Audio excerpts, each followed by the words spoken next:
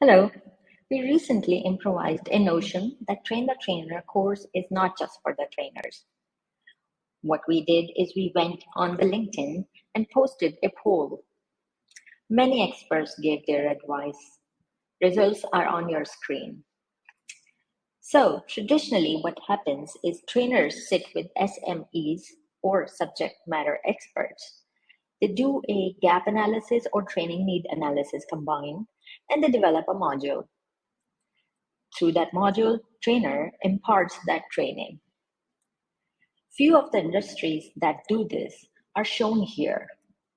However, what we did, we added a couple of more SMEs to this.